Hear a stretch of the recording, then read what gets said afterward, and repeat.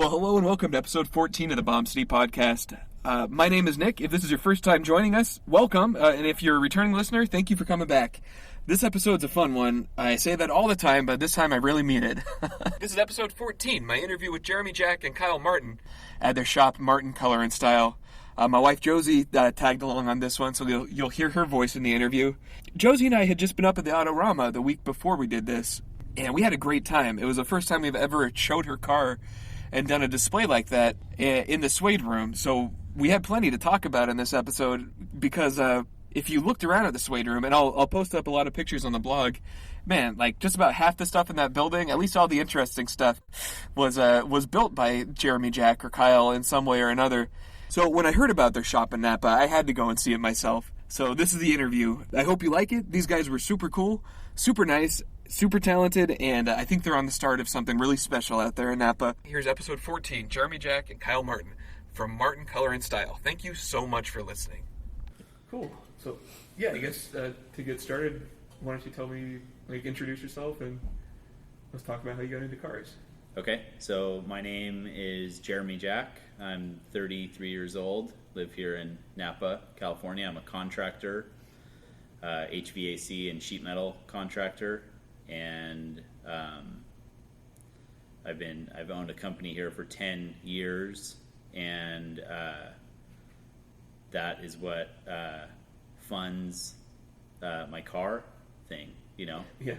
In every way. So I don't know. My parents were really they had Toyota Camrys and a pickup truck and just nothing cool at home. Definitely didn't come from there. Did you grow up here in Napa? I moved around a lot. I was born in Vallejo and grew up in Marin, and then moved 11 times. Wow. But my parents were investing in real estate, and so they just pulled us all around. I mean, more than anything, early on we were into to BMX and skateboarding and dirt jumping and all that kind of, and then into dirt bikes and all that kind of stuff. But after, I moved to Sacramento. Eventually moved to San Diego after high school, and then Sacramento. Bought a house really early and started working for a big commercial construction company in Sacramento. And so I was downtown, and I was out at night, and I was really young, turning 21 up there, bar hopping, all that kind of stuff, going into the tattoo shops, and a couple of them frequently. And that's when I saw that scene, actually. In Sacramento, it was the tough guys had a chopped custom car, and they were always, I can't remember seeing anything fancy there. It was always primer or satin or something like that. Something in progress. Totally in progress, or the best that they could do. I guess that's probably more like it, that it was a guy that, that probably made under $20 an hour or somewhere around there, and maybe had a family. He could make it down to the tattoo shop and get something like that, or at the bar, or be with, and that's really where I saw it. And then some stuff was happening here in Napa too, which was back at home for me, but I never really planned on coming back early on. So it was kind of a combination of things. And then I as soon as I started making a little bit of money, with a little bit of money, when I should have paid my mortgage payment, I bought a $1,500 1950 Dodge 4-door sedan that was just hammered down, and I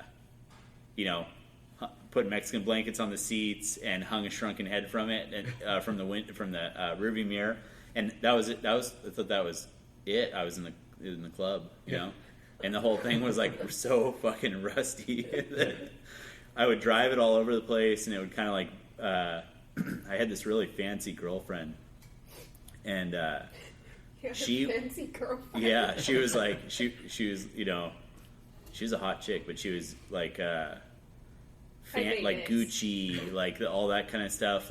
She was just, she came from Napa, and we continued up there. So anyway, she really liked the idea, but then when we really were like driving somewhere in that car, she was like, I don't know, this isn't for me. I can smell your exhaust coming through your firewall and all that stuff.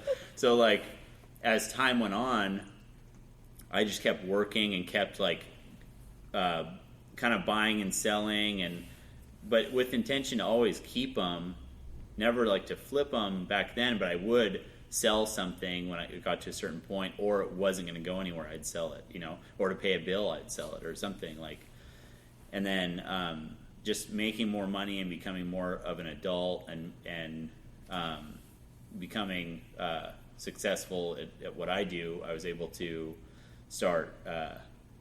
It just came down to start spending more money, and my skill set was being built by my career. So my collection got bigger and better, and it's getting better and better and better. How many cars do you own? 15 under 1957. Wow. Yeah, and an astonishing number of those run too. Yeah. Then sometimes people say, "Oh yeah, I got 15 cars," and it's like, they took over their like uncle's house, and they're like,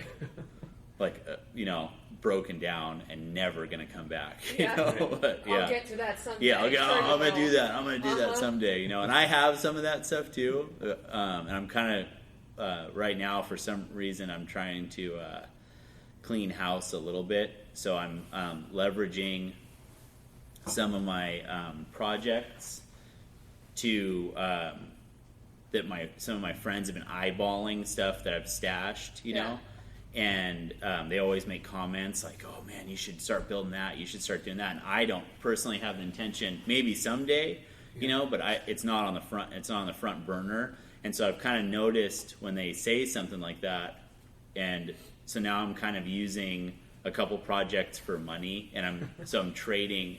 They really like something that I have that I'm not gonna do. I do love it, but I'm not gonna build it right now, and they would.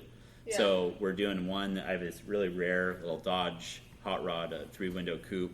I've had it forever. I hid it from I was finishing up that story. My ex girlfriend, she hated that I liked cars, and so she would be pissed if Why would you date someone like that? It didn't last after finding that out. She thought it was awesome for a while, and then when I wasn't like, the novelty wore off. It was a novelty for her. Yeah. So anyway, we had it. The body was sitting in the shop, and I had a big canvas drop cloth over it, and I was actually like, I was 24, something like that, So it was like, she would come in the shop, and I didn't want her to know I had it because I didn't want to get in a big argument with her, and we were really like interlocked, like we lived together, all this kind of stuff.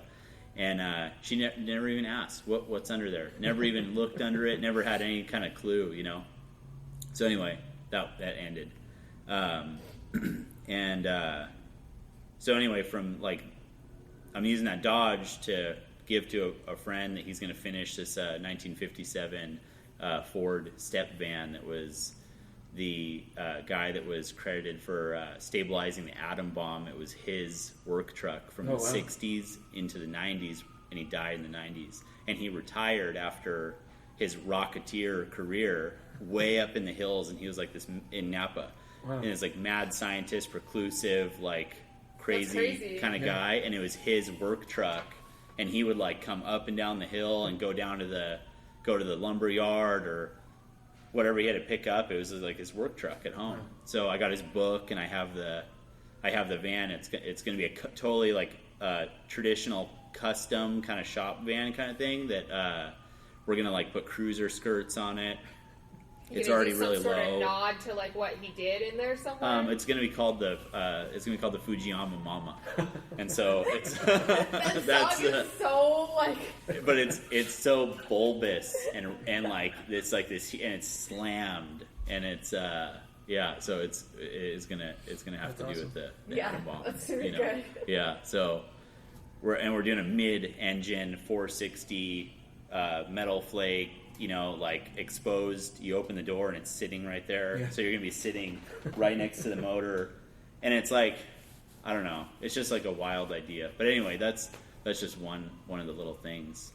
I just got my next projects are going to be this 1950 Ford shoebox and a 49 Mercury chop top, hard top.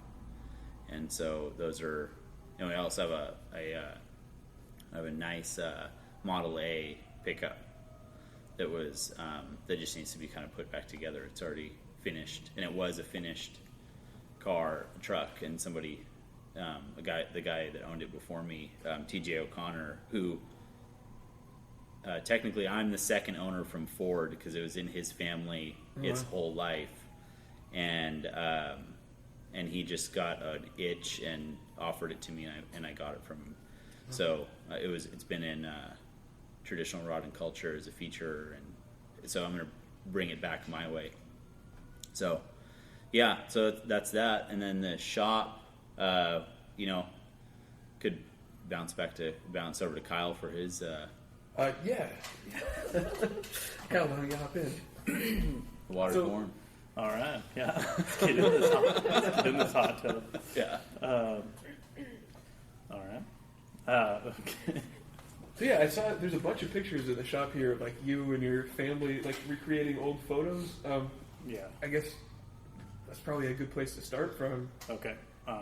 Okay. Well, I'll introduce myself. So I'm Kyle Martin. I'm 37 years old. I grew up here in Napa. I do come from, unlike Jeremy, I think it's kind of cool how we all can arrive at the same point, but have very different backgrounds. So some of my earliest memories, one of my good ones is getting picked up from elementary school in 50 Merc with my dad, and it was a white primered flames. My dad had done it all himself. My dad was a artist, machinist by trade. His dad was a machinist. He's in a lot of the pictures I have hanging on the walls. He was a early hot rodder, ran around with a club out of Vallejo called North Bay Rodsters.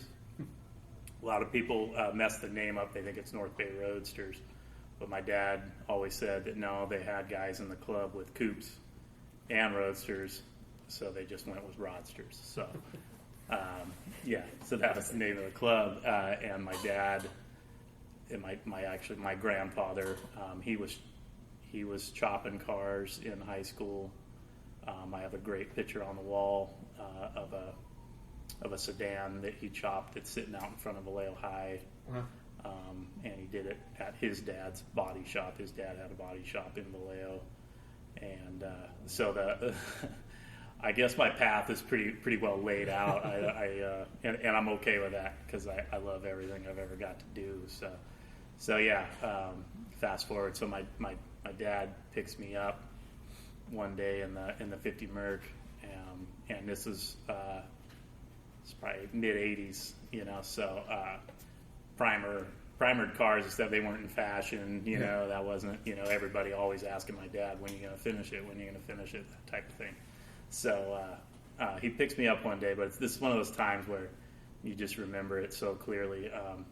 So he picked me up, and everybody, out front of the school is looking, it's chopped.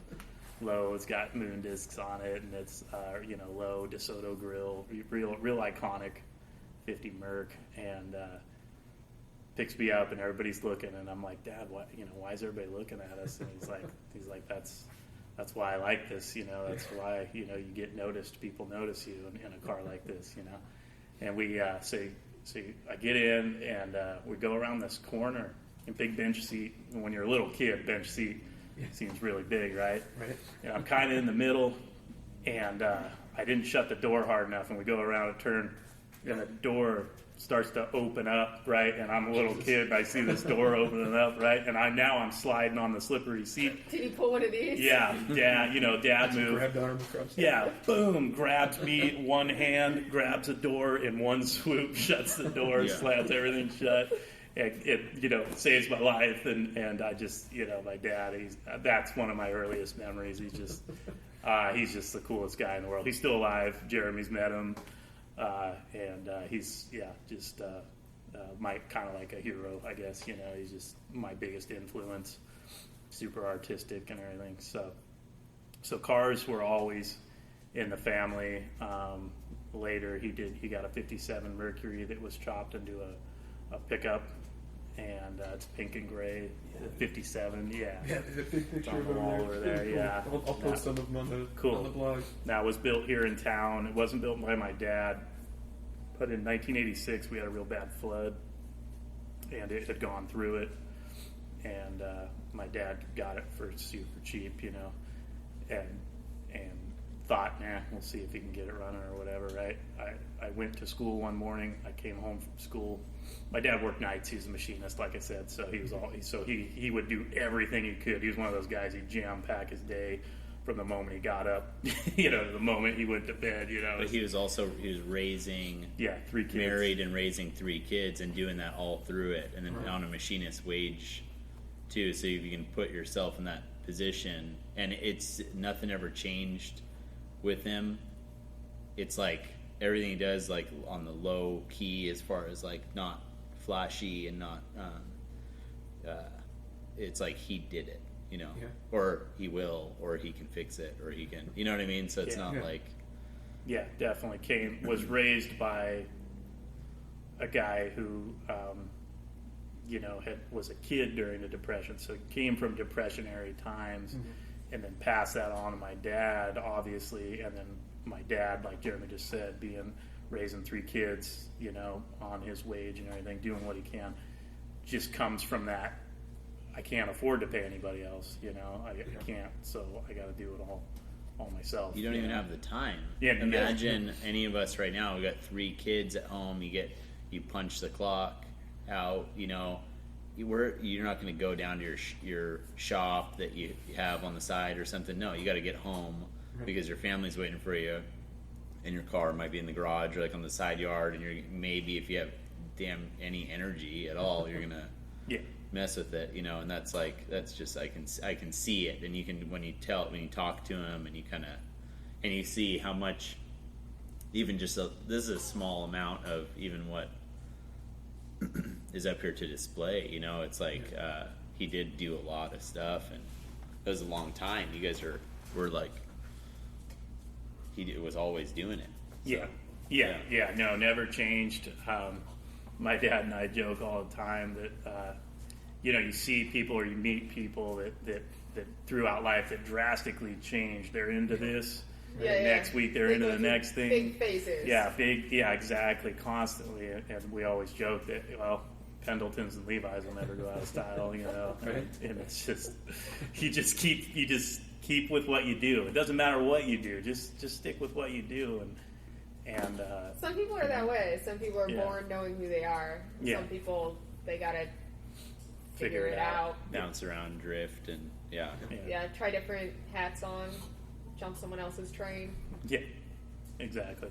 So I got into cars obviously early on, where we were always going to, at that time, 80s. So into the early 90s, Good Guys. Obviously, that was one of your main shows.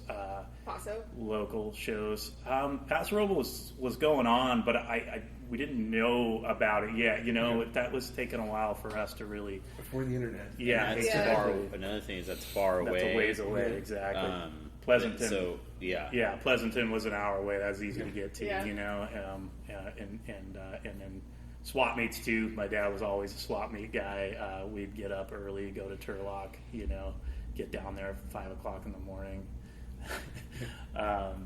When we were, anyway, I'll get to that in a minute. But early on, going to Good Guys shows, local shows. My dad actually, when he had the 2 Mercuries, this is like 88 and 89 for a couple of years, he did what they call a graffiti night, at one of the local burger places he put on a couple of those, and he actually would get a lot of cars to show up and stuff, and that was cool. And my brother and I, Casey, we got assigned to prep the parking lot for that, so we actually got to work early on, just cleaning up the parking lot, getting ready for those graffiti nights and stuff. And the scene there too is like, so like people listening can understand that it's like that. It's a A-frame, tall peak burger joint drive-in kind of a deal. Got a strip down called the center. Big D. No, it just had it. Has the like the cartoon kind of like figures and stuff, and there's just total like, and it's off a drag Silverado Trail, so it's like one of the traversing like streets, but it's kind of over on the side, and it's next to a car wash called Sparkle, and it was just, you can see what it was.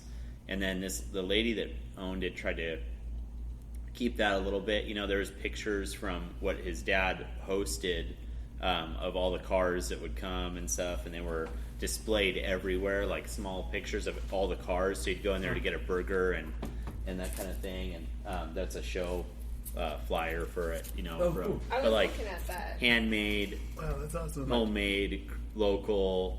my dad drew. He did all the artwork on that. That's he so drew that cool. up. Yeah, Grab a so picture of that. We'll put that up on the blog too. So y'all can know what we're talking about. right. So I know. So it's kind of. So was this like a spot back in the day where people would hang out, or was this? It's probably always been a Napa kind of staple. I don't know. My dad would know more of the history on that. I don't know if it was ever an A&W. Kind of has that look. I'm not sure what it started out as, but it's been Big D Burger for quite a few years. And my dad just knew, he had the vision. He knew that, like, okay, this is where we're going to do it at. Like this has character. Yeah. It has that look that he was looking for. We've always had like in the, in some fantasy about recreating what it should be. They actually got sold, and now things are getting painted funny colors, and it's like they have a gazebo from like Costco out front, and they put propane. It's like an outdoor dining area, and they put propane like smudge pot, like construction heaters in it to heat the place because it's cold, right? Yeah. But there's no ventilation, so you go in there and you get a little dizzy and a little sleepy. And Totally up to code, right? Yeah, totally up to code. What's wrong? and then you wake up the next day in some apartment complex. I don't know. It's like Your time machine. Kidneys missing. Yeah, right. Yeah. Yeah. So no. So anyway, so it's still there. It's still there, and like that. It's I don't know. It's kind of like one of those things that maybe something could happen with someday. There's Get on it. We have some other ideas, though. We have, friends and car club members of the Squires Car Club. Like a lot of us are self-employed, and we're growing into, I guess, like roles of like semi power in a community. Because we're getting older and we're being taken seriously. And now that like people don't think, that we're just like a bunch of hooligans, that kind of thing. We're actually getting invited to places that we would never have been invited to before, and it's because of like caring and fabricating and painting and all, and our numbers are coming up as far as like not people but like cars and diversity and quality. You guys had like half you the had flavor. 10 cars, right? Yeah, we had 10 cars there. So it's and they weren't all yours. No, 4 of them. 4. That was the Axel said he was short on cars, and so that was my best shot. If we had more people to take them, we would have had more. We were at that 56 gasser up there too. That'd be the next thing. But no, so we're trying to sneak in and grab a hold of the future of all this stuff with like Napa is like most people in the car thing are like older, successful, smug, like street rodders, gold chainers. Yeah. Like they live in the country club. Short khaki shorts and polo shirts and the whole people deal. move to Napa for a reason. Right? Yeah, and that's so we have the one we're still working on it right now. It's in the early stages, but one show we would pull up and get turned away because it's invite only. We're not the type of people that should be there. Blah blah blah. And now we have become friends with a guy, an older guy on the inside of the core group of that, and he's like, "Hey, you guys need to pay attention, about checking these guys out." And so now we're working on we're going to have our own lawn of like traditional custom cars, so they could be and like the nice stuff, so we can show like Kyle's work and our style and our cars, And so now we're kind of like getting in there. It's going to take a while, because that's such a double-edged thing, though. Because like when people are kind of shitty to you for a while, it's like, but they weren't. It wasn't hardly anybody directly. It was just the general idea. But so they're all getting old, and they know they're out of style and that kind of stuff, and not in a good. They didn't capture. They weren't carrying a style from a good time. Yeah. They were like carrying a style from like a funky time that could get out of style really quick. So there was a show here, is a Napa Rod and Custom show, and it was at the fairgrounds, and it was in the late 50s, and they did that for a couple of years, and I'm trying to get and learn more history about that and why did it go away. But now we just got invited to a show at the Silverado Country Club, and it's like this kind of concourse thing for part of it, but they want to bring us in as like these traditional customs from the day look, and so we're getting there, and we have to prove it though. We have to put our money where our mouth is, and not say like, oh yeah, can we get in there? We're doing it the other way. They're seeing us and they're hearing about stuff, and they're coming down here, or we're working. I'm working with them in some way, or Kyle is, and you guys are just doing it twice as good, so it's hard to ignore it. Right, and they're excited about it. Yeah, it gets some of the real true guys are really thinking like, man, that reminds us of us, they're kind of thing, old as shit, and like they went through like the 80s and the 90s, and those things happened. Mm-hmm. But like it's nice to give them a reminder, like it doesn't have to be that way. Yeah. Well, our buddy Rod, who we become friends with, he is I met him down at there's a speed shop called LJ's, and it's an old like local like Napa guy, has had the speed shop forever, and he's just every time you walk in, any time of day, he goes, "Good morning," and that's his thing. His name is John, and John Gerlach, and he's a super resource for anything, like if you're building something, and he's a machinist, and they build motors, and they do everything.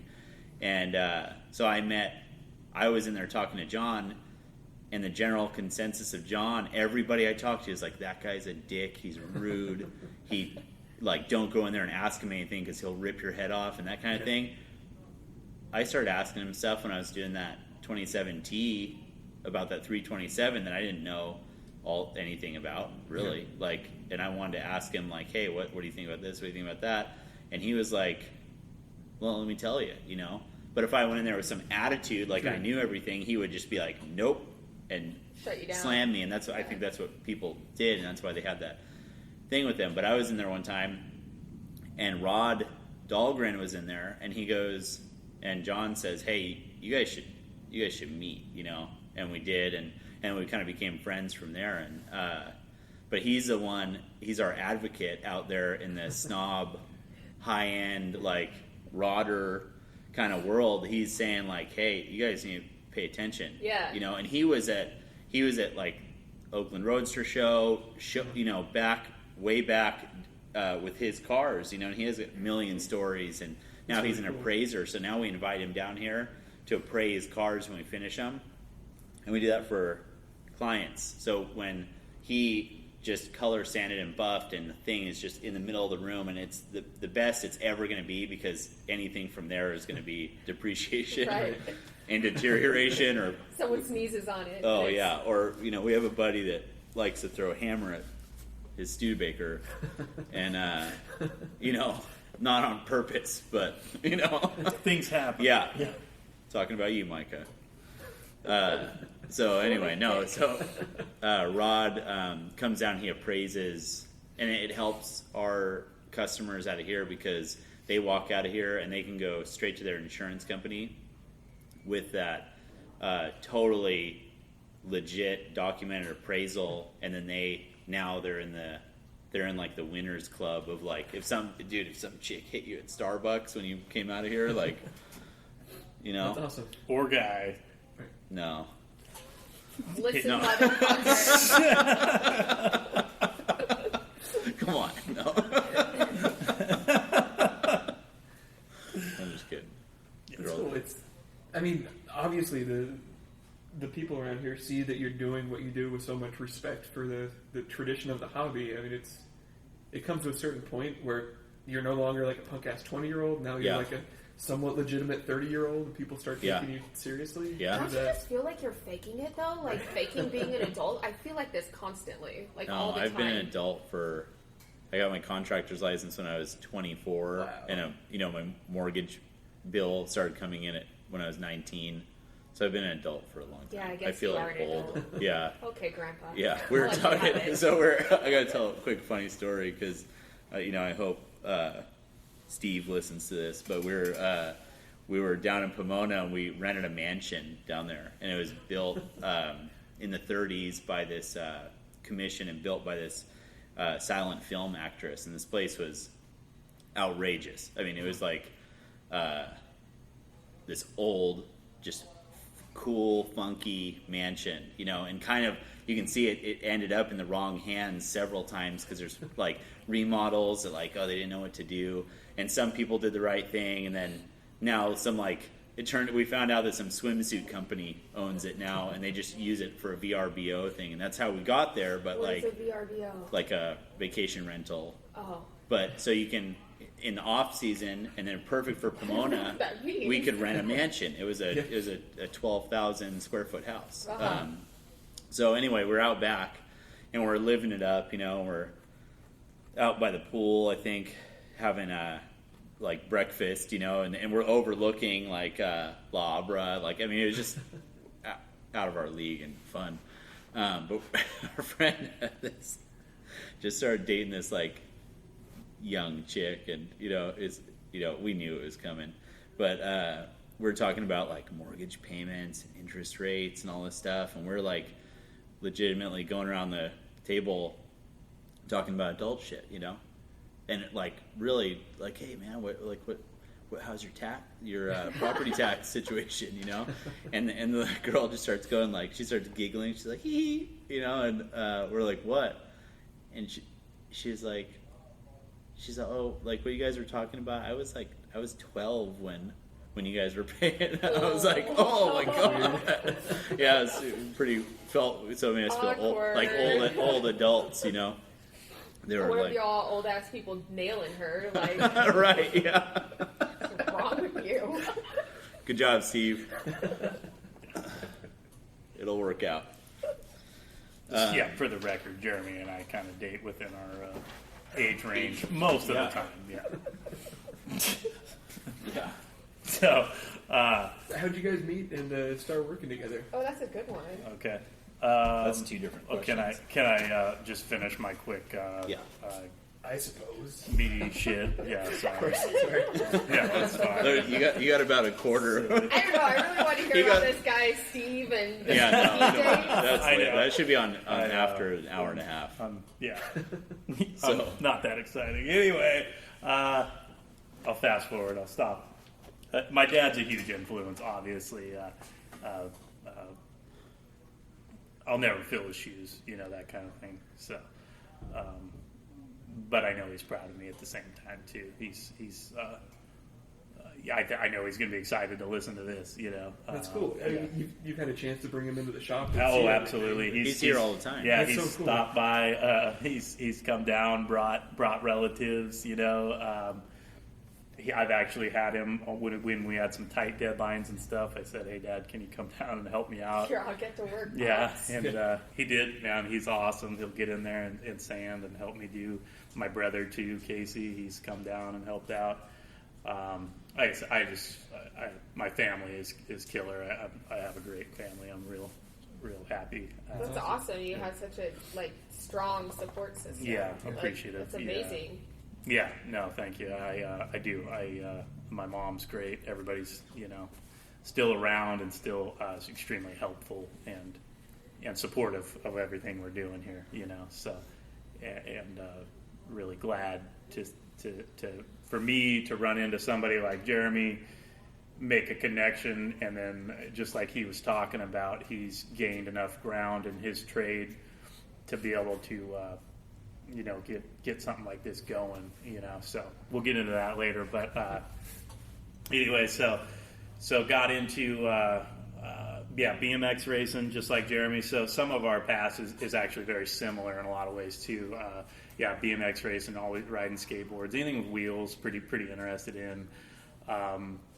Even going up to the lake or whatever, even drag boats, or there's just always something in the family that somebody was doing that was exciting and dangerous, I guess.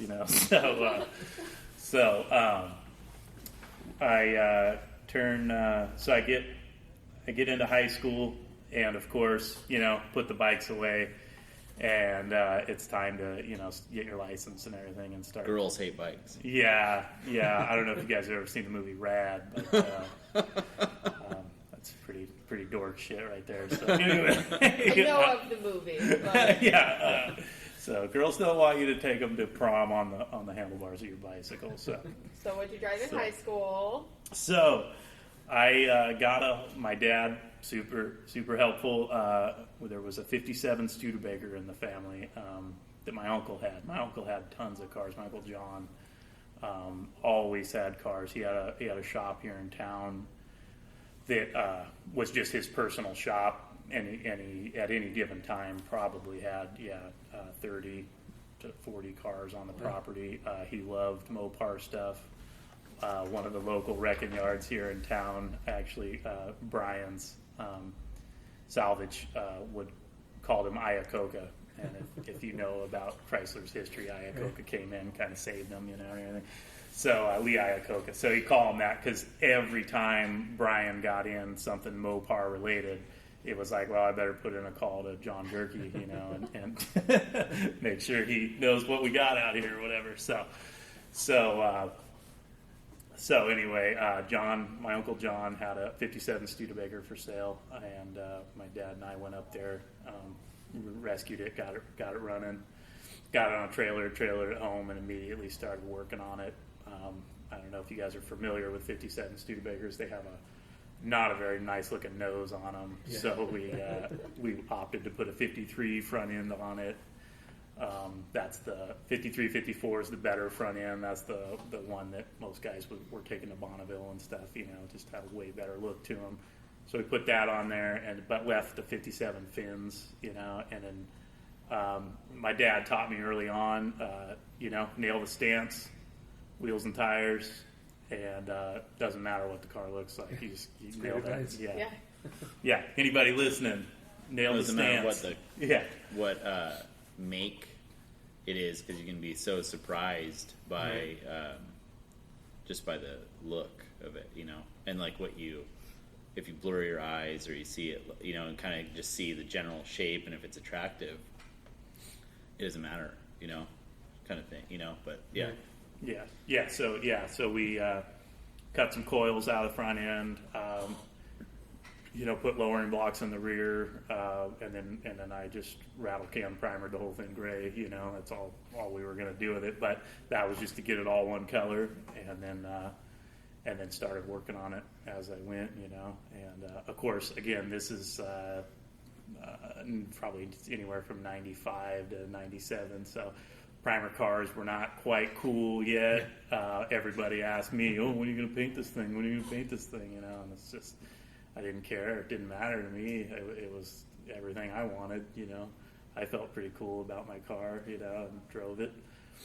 And then from there, I was 15, and I riding my bicycle around. So this is a little bit backtracking a little bit, but yeah, 15, riding my bicycle around one summer trying to find a job, and I happened to go into a body shop, actually Sosco Auto Body here in town, and talked to Chuck, the owner, and he said, "Well, we don't need anybody right now, but come back in a few months or whatever." So I was like, I'll find something by then, No, that didn't happen. So 14, 15-year-olds, that's a tough gig. It's hard to find a job at that age. So went back, and he actually said, "Yeah, we need a detailer," So I was like, "Oh, okay." So started detailing cars. They liked my motivation and enthusiasm about cars and stuff, and basically from there got into the paint shop and started prepping cars and then primering cars and getting things ready for paint, and then eventually on the side I would ask the painter, "Hey man, first car I ever painted, I was 16. It was actually a truck. I think it was like an 87 Ford Ranger. Painted it in my buddy's garage, painted it silver, and said, let's put some flames on it." So we flamed it up and then clear coated it. Buddy said, "Oh man, it's getting late," because it's always getting late. I'm sure you guys know, whenever you're trying to finish a project, it's always in the middle of the night. So he's like, "Man, he was going to Sequoia Institute at the time. He was training to be a mechanic, And he's like, "Man, I got to get up early and get to school tomorrow, So we unmask it. He jumps in it, drives it out, and of course wasn't going to be garaged. Paint hasn't even cured, Clear coat hadn't even cured yet. He drives it home. It sits and dew settles on all the top surfaces overnight, And brings it back to me, and he's like, "Man, it's all dull," And it was all the top surface. Yeah, it got totally just messed up from sitting in the dew, and I tried buffing on it. It wouldn't come back. It was pretty wasted, but it was a learning experience, and that was one of the first cars I painted. I remember asking one of the other guys, like, "Hey, so how do you go around a car even?" I didn't know, and he explained it to me, and I was like, "Okay, that sounds good," And then from there, stayed there until I graduated high school at Saw School, and then I actually got a job at a sign shop for a while. Were you already striping then? My first that 57 Studebaker, I actually I don't know if you guys remember it, but there was a striping tool called the Bugler striper. And it's this chrome tube with the wheel, right? Yeah. And he gets us all, right? Yes. That guy always gets you. Right. He's got those tablets of paper right out, and he makes it look so easy, right? He's doing flames and he's doing all this stuff. So my dad and I buy one, we're like, all right, let's try it out.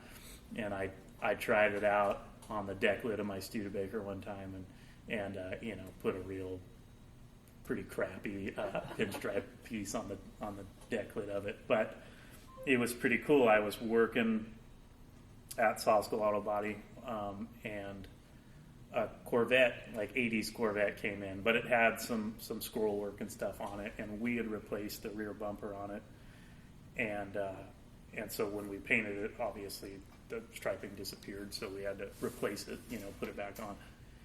And so they brought in a guy from Vallejo. His name was Ralph Finley, and he was a member of the Swanks at the time.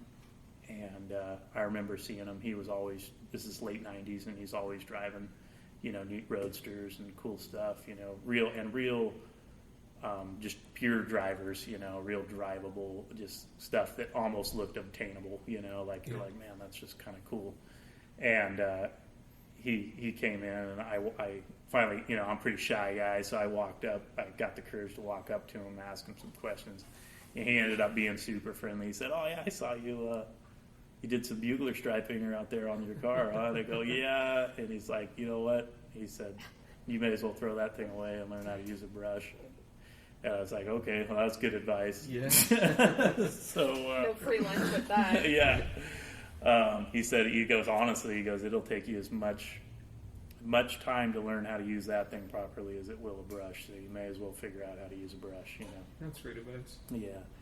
And so he finished up his scroll work on the back of this Corvette, and I remember he looked at it, and he looked at we had the old bumper sitting there with its scroll work on it, and he looked at it, and he's all, he goes, I kind of like mine better. You know, it wasn't even the same, you know, but it looked, you know, good enough. It was certainly passable, and that showed me that, you know, that's his art, and he wasn't just going to copy somebody else's. He was going to put his own flavor on it. That's you know, cool. Yeah. So stayed in contact with Ralph over the years, and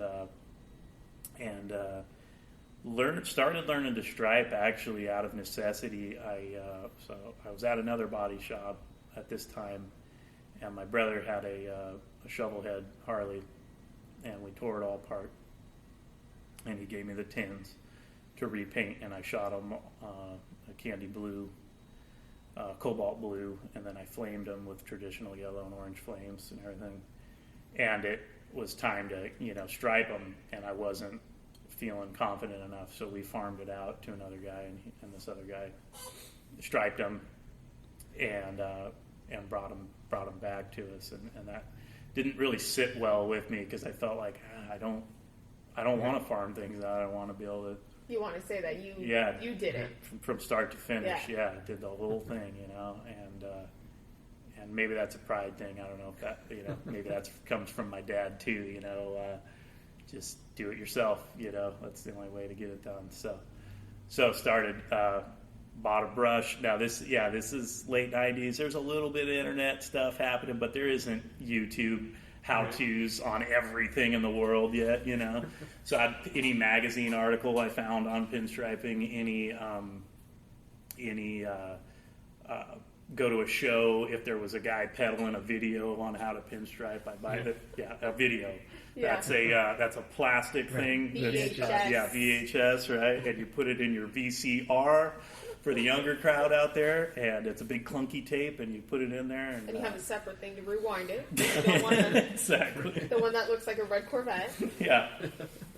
So we all had it, right? Right. Well, yeah. I had VHS tapes. Yeah.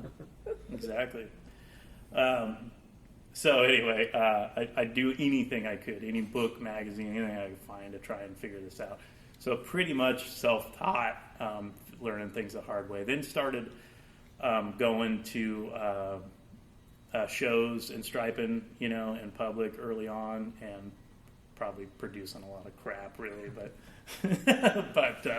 you always had to look at the small victories within the piece. You know, you're like, well, I hate the thing as a whole. And you're always going to be your worst critic, you know. But you hate the thing as a whole, but you found this little victory within that, you know, and you're like, okay, I won right there. So I'll take that with me, you know, and save it for the next one or whatever. And then people would ask, you know, hey, you want to come stripe at this, like a brush bash or one of those type things, and you'd go and you'd meet other stripers and you'd see their work, which was really intimidating most of the time when you first got there. But the community is pretty good for the most part. You know, everybody's pretty friendly, and everybody's was at different levels. You know, and I still consider myself, you know, I'm not at the top. You know, I'm hopefully on my way. You know, but yeah, you know, there's always something to learn. So really took on striping as purely out of necessity. I wanted to be able to outline all my own work, flames, scallops, all that kind of stuff, and then got into the more intricate, doing pieces and stuff like that. So just kept running with it, and then met. Let's see, Jeremy and I met. I was working at a body shop, and his girlfriend at the time was a on-office girl there, and she said, well, you know, my boyfriend's got this truck, you know, and he wants some work done, you know, you think we could come by and you can meet him and stuff. And And at this point, I was married. My daughter was probably 1 or 2, pretty little, and I was in a pretty miserable marriage at that point. You know, It was like one of those. It was like a play date for the husbands that signed up. Yeah. I was a boyfriend, but he was a husband, Yeah. and you know, like, oh, we'll drink like boxed white wine over in the kitchen, and you guys can go in the garage and talk about that stuff. Yeah, exactly. Yeah, exactly. And more often than not, when you get roped into something like that, you end up meeting some asshole you some hate. douchey guy that you have nothing in common with, right? And Almost every time. yeah, I'd say more often than not, right? So, and then you got to think of shit to say to this guy. Awkwardly play video games together. Yeah, exactly, because he's into nothing you're into, Right. And then when you leave, the chick's like, "Hey, that went well. Like, let's do it again." And you're like, I don't ever want to do that again, right? Well, this didn't go that way at all. Jeremy and I met. We clicked right away. He was in a little bit of a miserable relationship too. It hadn't completely culminated to that point yet, but I think it was on its way. Bonded over that in the garage. Yeah, kind of bonded over that. And he brought his truck over, and we started working on it. 48 GMC 5-window, and it was a $2,000. Oh yeah, I bought it in Willits for $2,000 and drove it home from, and that doesn't happen anymore. And that wasn't. We're not talking about like, oh yeah, the back of the '60s. It was this is 2005. Yeah. Somewhere 2006 yeah, maybe somewhere in there. somewhere, I don't know, something like that. So Well, the anyway. internet showed up, and then the economy crashed, and then everybody thinks that their crap that's been rotting in their yard for 40 years is worth $1 $10 million million. bucks, yeah, Right. and never sells anymore. Yeah. And like what? So anyway, so yeah, that's what I and I didn't know. I knew about like a little bit of styling, but I didn't have any money, and I hoped it ran because I could fix like minor, minimal things. I rebuilt my my own carburetor on my kitchen table and all that kind of stuff, but I did want to take it to the next level of what I thought I wanted out of that truck. And so anyway, so he can take over from there. I brought it to his house, and I think that was at the time that I rolled up with no brakes Yeah. from Sacramento, Yeah. right? Yeah. It came into the garage and barely stopped, and I think one of the wheel cylinders was just pissing everywhere. Yeah. Yeah. And got it into the garage, and then started talking to him about like, okay, so what do we want to do here? And yeah, Jeremy's on a budget. He had bought some paint and brought that over, and was just like, yeah, I really just sand it down and let's just get it all one color, and that's it. That's the extent of it. I just kind of wanted that more of a used kind of just a little bit beater like farm truck look or whatever. And I said, okay, well we'll see what we can do. So I got into it and started finding stuff that was like, this is pretty bad, and so I started welding things up, and we ended up, we shaved everything pretty much off, all the emblems, shaved it. At that point, then I had to move because my wife at the time, of course, we got to go find a better house or whatever. This is renting, and we go to a house. But this house was actually worked out in my favor. It had a much bigger garage and more room to work, And so Jeremy's truck's in there, and it's moving slow because, again, just like my dad, I got a daughter, I got a full-time job, I'm doing this on the side, and doing what I can when I can. And I didn't have any money. Yeah. And I didn't have any way, because this is my first go around with having someone else do something, because I would always all I could do is like get it running and clean it and make it look cool and like lower it, and buy maybe some used white walls or something, and that's all I ever did with anything for years, because that's all I could do, And so he was But I had no idea, like, okay, what are we doing, like, per hour, or, like, is this, You're all freaked out that, like, he's going to, like, tell you, like, some crazy number. No, I didn't even, right? actually, honestly, I didn't even think about it. And it was, like, so juvenile to think that, like, this guy's going to bust his ass on this truck. And the truck was really, like, it was rough, and it was basic, and it was, like, that old, you know, like 4-speed granny low behind a 235, and it was like the cab mounts were all rusted, and so the cab was sagging in the back a little funny, but it looked cool because it would like it was kind of tilted back a little bit, and I don't know, it was just kind of a mess, and and so Kyle, like he said, he moved it from one place to another, and kept working on it and stuff. And I didn't really, I don't know, I was just really young. I didn't have a concept of what to expect or how much, you know. So we'd get to his couple $100 points and like couple hundred, and it was always a couple hundred, you know. And now like it's like out of here, and we're handling like big money, and even for car stuff out of here, I mean, we're, you know, invoicing people for $5,000, $10,000, $15,000, and it's like and back then we're talking about this like garage kind of like customizing, and I didn't know about Kyle's credentials just historically, you know, like what he could do, but he straightened out he did all the body work, molded the front, shaved everything, and then we ended up lowering it. We slammed the thing down.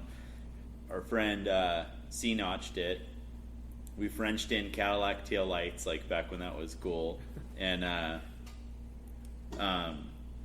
painted it this powder blue, light blue, and then we painted it in a warehouse. This like shady, shifty fucking piece of shit. And don't edit this out. His dad was a contractor, and he had some open warehouses, and so that was the best. We did that, and he did that for a long time, way too long. Of like, put a box fan in the door, and you look out, and you guys stand back, and we, you know, paint cars and just fucking cloud and fog the whole place, like, you know. And so we did that with the truck in Vallejo. And it turned out so fucking good. Like, it was satin clear, and he put a pearl in the satin clear so it'd sparkle on all the edges, and it was like a lot like his Ford, as far as like the, you know, the look and the sheen of the paint. And then eventually I remember I drove it a lot, and drove it places I never should have, like distances. One time we went up to, I think we were going up to Autorama or something, and Kyle put all of he was striping up there, and he was in like the, you know, like the panel jam and all that kind of involved in all that, and so I was like tagging along, and we filled, you know, this little tiny truck cab, and I had to shift, and the thing's full of like brush box, like all this stuff. I don't think there was a bed in it. That was probably the reason why we're so up in the cab. And they were doing road construction on 80, and so they had like these huge, like gnarly drops and bumps and this kind of stuff. And we didn't C-notch it yet. And so the axle was touching the frame, and you would hit a bump, and it would be like boom, boom, boom, and it would just like make you shit, you know. It's like so bad. And I drove that thing for a long time, and just basically beat the hell out of it. He painted like my company name on the door, you know, and then that actually turned into like our shirts, like a series of company shirts, and it said Jeremy Jack Incorporated, the Cool Company, and Cool is with a K. And on every letter is a little bit of frost, because it's air conditioning company. Yeah. Wow. So, I gotta show you that logo. But anyway, I ended up, you know, that truck was around for a long time, and I just took it for granted. Like looking at it, I really wish I would have kept it.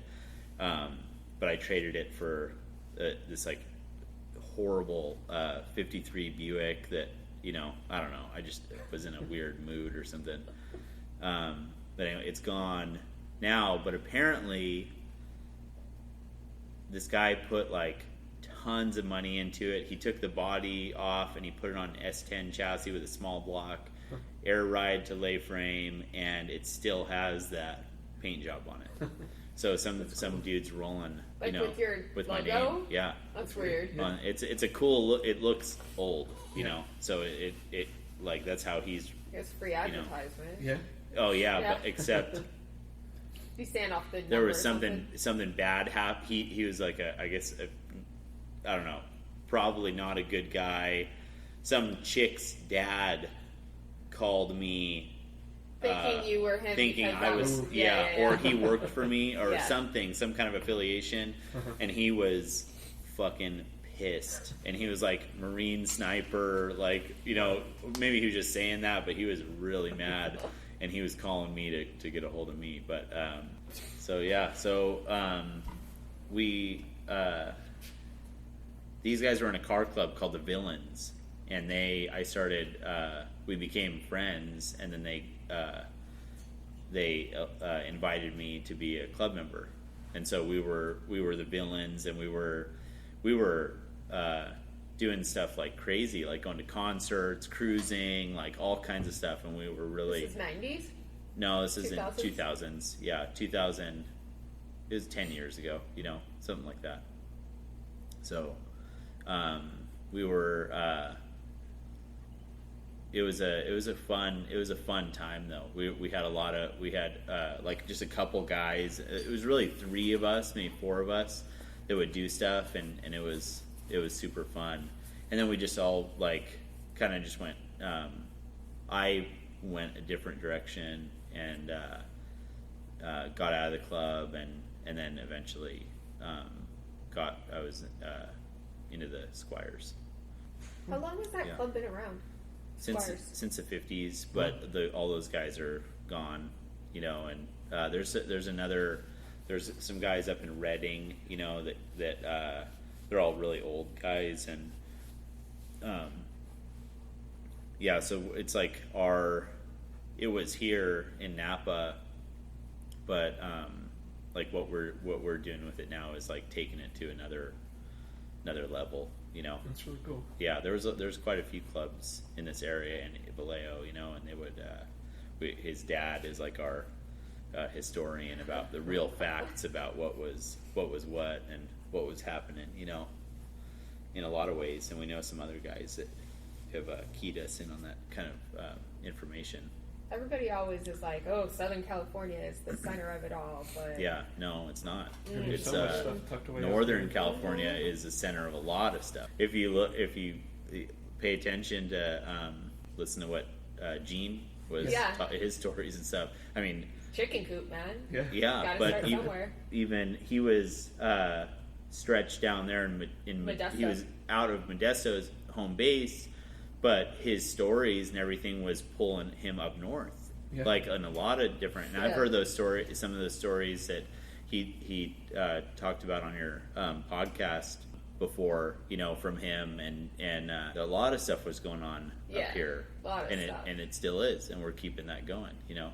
If we turn the heater on, is that it is a dull buzz, but I don't care. It's up to you. will it screw up the mic, or you know? I just wonder. Give it a shot. Yeah, give it a shot. You look like you're freezing. I'm always cold. Like if it was 75, I would be like this, like the same way. Wait, No, yeah, okay. let's see what. Like my nose is like constantly. I know. We can take a break now if you want. Okay, cool. We're like an Yeah. hour into it, just so you know. Okay. So before we took a break, you were telling me about you guys working together and painting your truck like in warehouses. So Jeremy's truck, we did that one, and it's, you know, as cliche as it might sound, that's kind of how our friendship developed. It developed over that vehicle, you know, and working on it together. We ended up doing way more than Jeremy ever thought he wanted to do. I remember we cut open the tailgate and then put this expanded metal in from the backside, And then when it was like, well, we got to make that flow throughout the vehicle, so we also did that in the grill area, and Jeremy, we needed to have a nice transition into the bumper.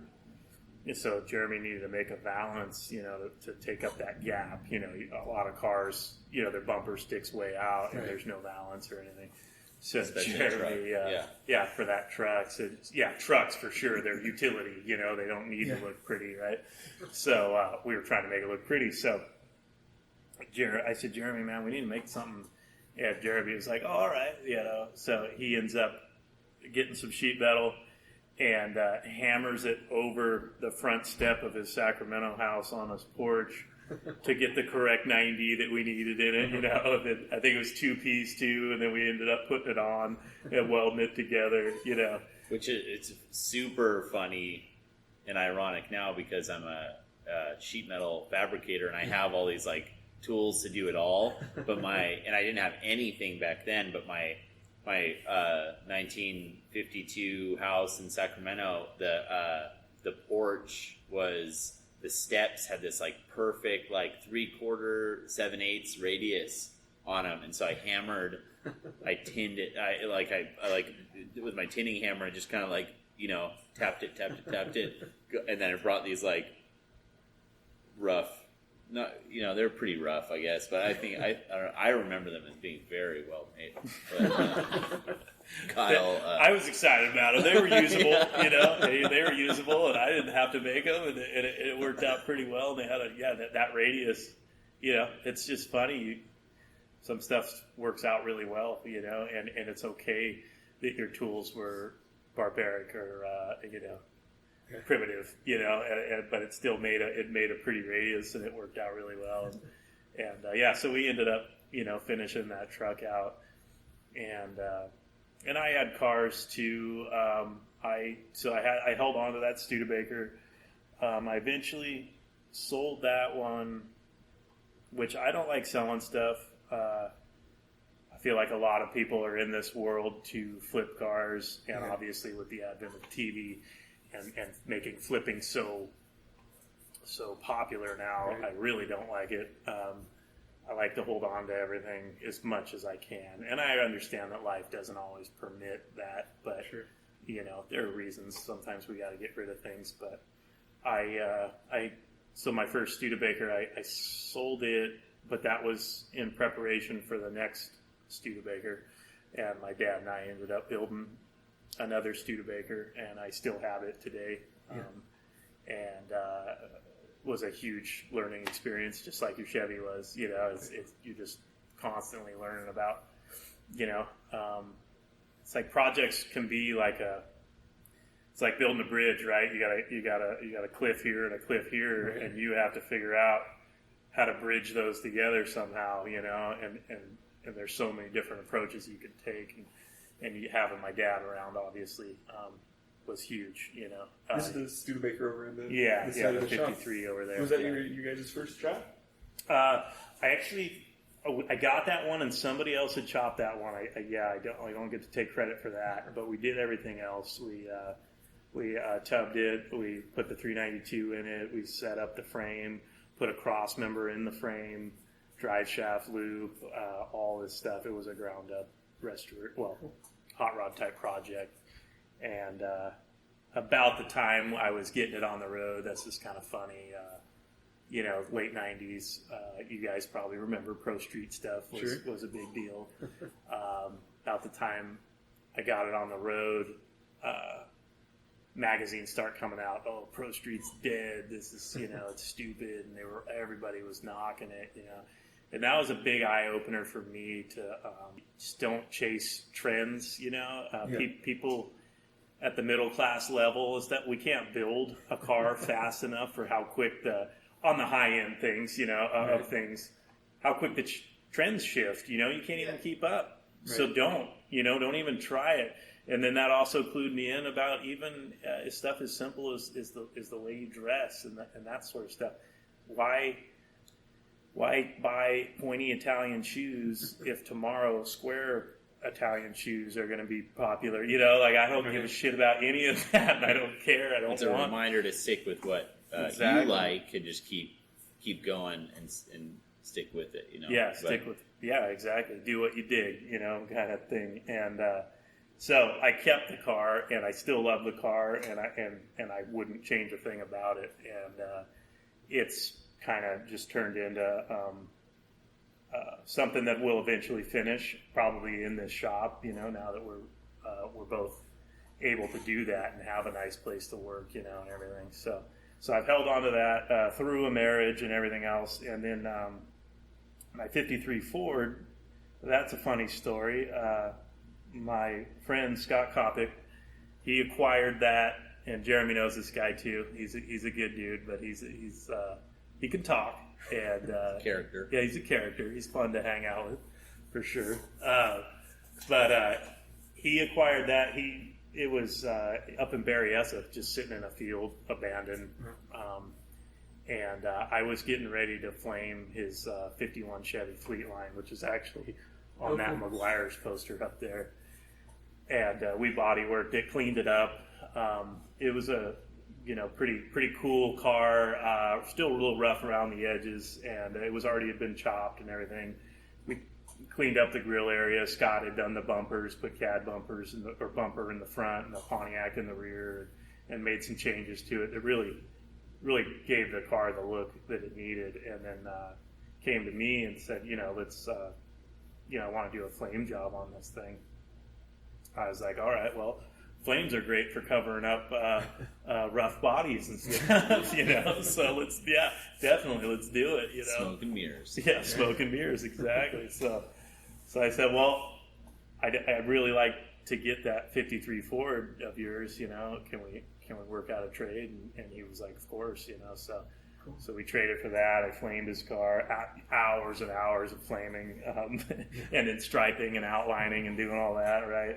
But I acquired the 53 and then just started working on that in my spare time. And again, help from family, brother and my dad and other people to try and get it to just a drivable level. I never needed it to be anything perfect or beautiful. I just wanted a nice, mild custom, something that looks like something a kid would have built, in the late 50s or something for himself. So that's how I ended up with that one. And I've held on to it, through a marriage and a divorce and everything. And I hope that maybe someday my daughter might want it, drive it to high school or That's cool. something like that. Yeah. I'm raising her around all this stuff. Certainly not forcing it on her, but just letting her know that it's an option, if you want to, awesome. Trying to breed the same independence that my parents gave me, about being different and doing your own thing, Okay. And don't fall into the masses and all that sort of stuff, How old's your daughter?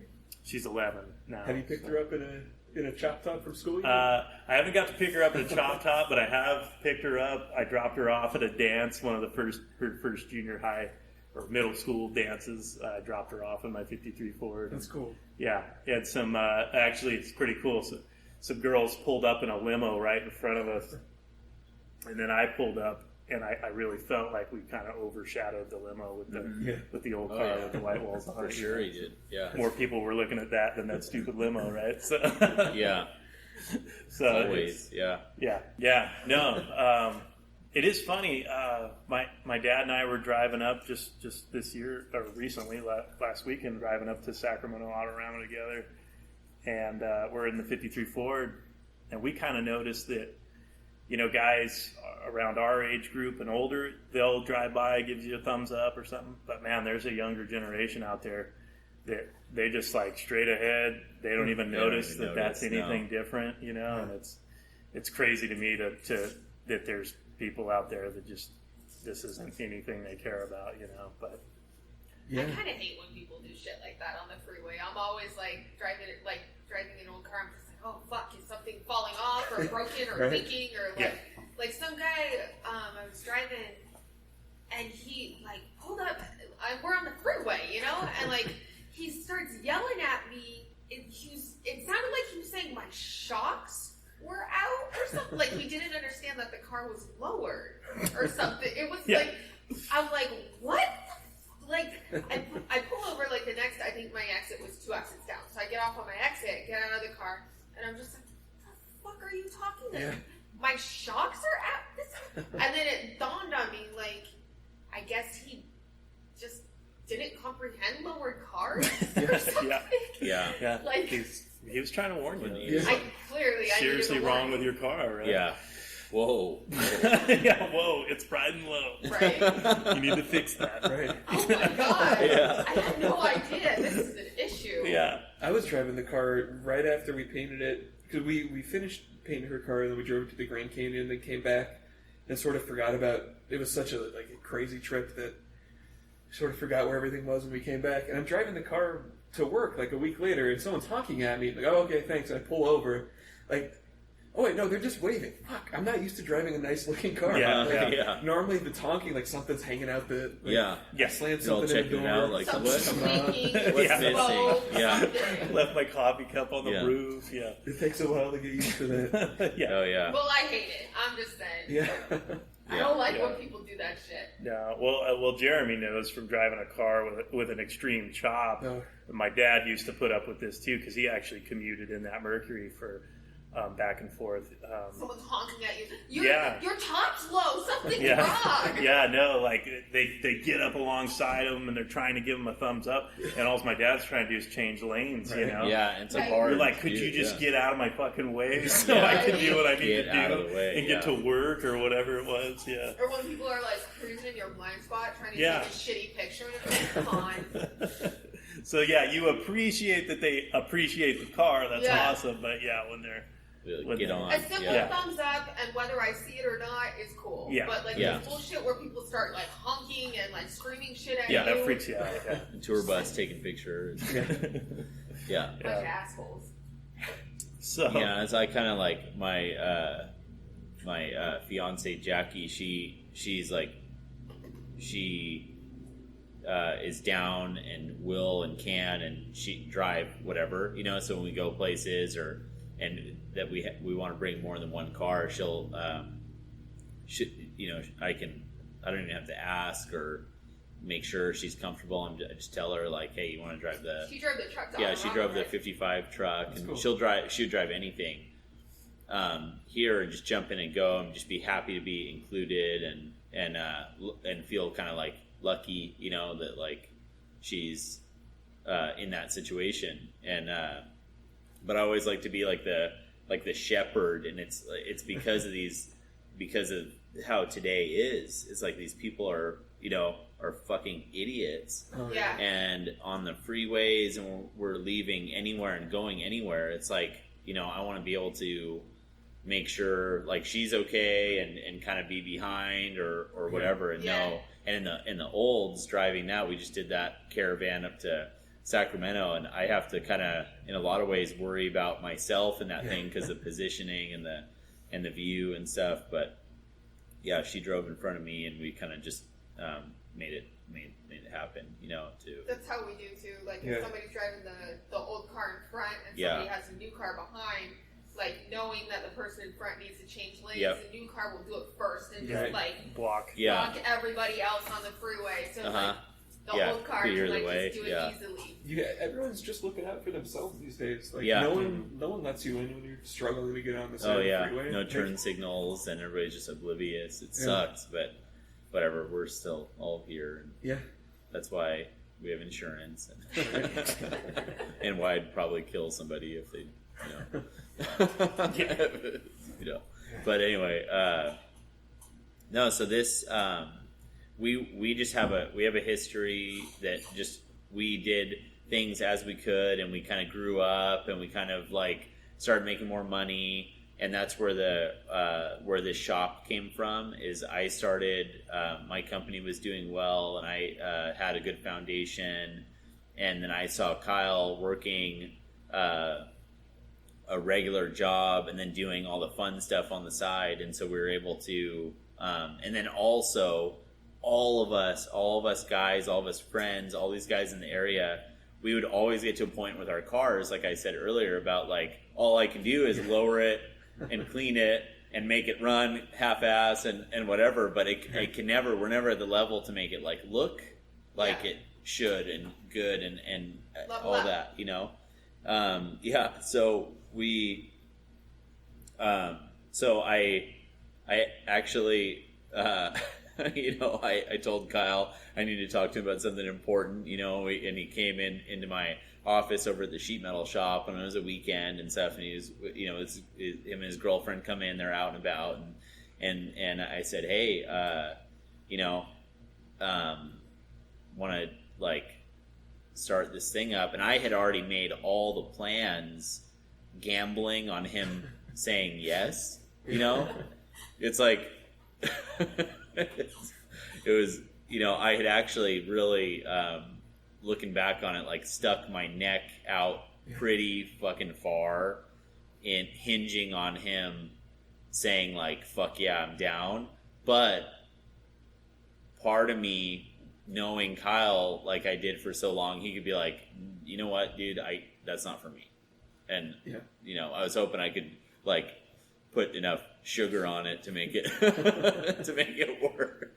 So I'm glad you guys I told him, like, this is amazing. Yeah, well, I told him, and what we had to do was like make it work, you know, and figure out a way to make it work, and have the backing from, you know, because anybody and everybody, like, how many people think that like, oh, I want to do a custom shop, I want to do like something like this, and they take a loan and they burn up the loan and they're late on their rent and they're using deposits to pay bills, and then it just like fucking goes boom, boom, boom, dead, done. And they did their best, but it's just, it's a really hard market to make money in, you know? And it's like one of those things, it's like, you know, it doesn't last. And so we found a way to go about it in a way that we know it will, you know, and we have to really work hard at it. I have to work hard at it, and he has to work super hard at it to make it so we're not really stressed or on the line of like having to close it up or whatever. And so we just started that model, and now we're just like running, you know. And so it's been we're coming up on a year. And if you can pay rent and salary and medical for a place like this big, if you're breaking even in the first year, that's great. Oh yeah, but I mean, it's like that's how you know that it can live. And then the other upside is that we are getting tons of stuff out there, because in the past it would be a weekender and it would be so fucking slow. I felt like those years were in slow motion. Yeah. Especially compared to now, because now there's something new coming out of here every 6 weeks. There's a fully new like something coming out. Like we had the Studebaker, we had a shoebox, a '56 Ford, that little Model A Roadster, the '28 Model A Roadster brown Ford for Lolly, we had Eddie's truck. Like it's like that like Willy Wonka kind of thing where the doors opening, and there's just like, or that like old Henry Ford like documentary stuff where there's like Model Ts coming out like and they came out every like 17 minutes or something. It's like that's what we feel like, but we're pumping all those cars out on a fast track into a small place, and it's already showing that people are noticing, and it happens faster than you think, but it's like you have to do it and not talk about it. You have to do it. You have to show up. You have to be cruising. You have to be coming out with new stuff, and we do it. We're like constantly just like boom, boom, boom, and we're on a pace right now where people have never seen that now they have seen with these last couple like winter shows that like are stuff that we've been working on, but there's a whole new thing for summer that's coming up that's like nobody's seen the cars. They've never been out anywhere. It's not like that guy owned that for a while and it was, they color changed it or something. It's like, no, these cars are like coming out for their first time as customs or hot rods to this small town of Napa. And it's like, what's going to happen in like 5 years? And we have the thing, we think past it too. We're hoping right now is like a big like lull in this shit being cool as far as what I can see. We have all of our friends and networks and these, so we're kind of like submersed in it, but we have like 5 high schools in this town, and all I want to fucking do is drive by and have some dude just say like, that is fucking badass, and I can do that. Like my dad has an old fucking piece of shit that I'm gonna make look like that, and that's cool. And we're like, I kind of feel like we're struggling to do that. Even my little 6-year-old stepdaughter, and she like, I take her, I punch it in my gasser, and she's hanging from the roll bar, and she's like, is that it? Kind of, and I'm like, what? We're going like 80, in a couple seconds, And no, it's just kind of, we're hoping to have this like in a couple years, like have this unstoppable presence that when this stuff comes back around for like the for some people seeing it and stuff like and they'll be like, oh man, that's that's badass, and that's like how we want to look and I'm sure you've had like an influence on people in the town, on kids on the town that you don't even realize. Oh yeah, for sure. I know we have to go like, we just have to hit it hard so it's like widespread, and that's just a small part of it, and we have to keep it. We're trying to keep it real to all of to anybody that's like that has come and gone through phases and different things, and we're just like pounding it out and sticking to it, even though it's hard, it's expensive, it's sometimes frustrating, and just kind of make it happen. So Kyle runs the shop on a day-to-day basis. He's here 5 or 6 days a week, just and now we're like backlogged with stuff like coming down the pipe, and people are stoked to get on the list, where like some people are I don't know, maybe they think like they want to know it's gonna last, and that kind of thing, and now people are like, oh shit, and so some people have even with our big presence in Pomona and Autorama, they're Kyle got handed some business cards that he probably didn't think that like like, hey, I didn't realize like you're this fucking badass. Didn't realize you were this legit. Yeah.